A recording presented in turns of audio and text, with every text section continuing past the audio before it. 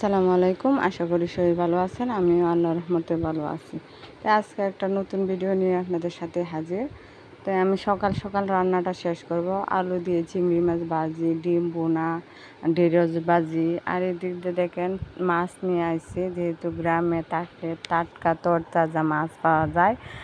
শোল মাছ, লাডি মাছ, বাজার জাতের মাছ আছে। আমি কিছু শুটকি দিব আর কিছু রান্না করব।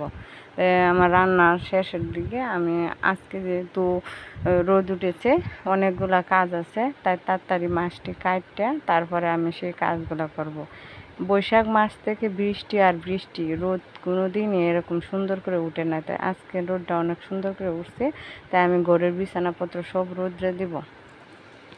তা আপনারা যারা আমার ভিডিও দেখেন, ভিডিওটা দেখে ভালো লাগলে একটা লাইক, কমেন্ট, সাবস্ক্রাইব করবেন, যেহেতু আমি ভিডিও আপনাদের সাথে প্রত্যেক দিন শেয়ার করি।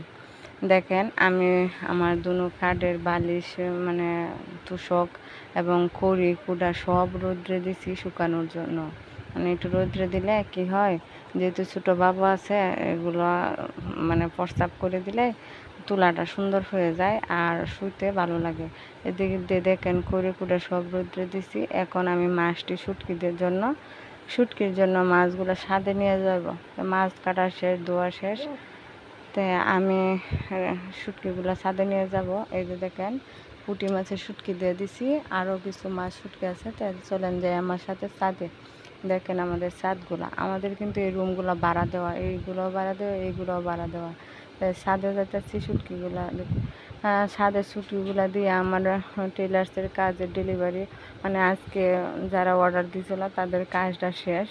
তারা হয়তো বা আসবে একটু পরে নিতে, জামাগুলো সেগুলো আমি বাস করে ইস্ত্রি করে রেডি করতে হবে। যাই হোক, আপনারা মতামত আমাকে কমেন্ট করে জানাবেন। ভালো লাগলে তো কমেন্টের মাধ্যমে বলবেন, আর ভুল ত্রুটিও কমেন্টের মধ্যে ধরবেন। তা আশা করি পুরো ভিডিওটা দেখবেন এবং পাশে থাকবেন।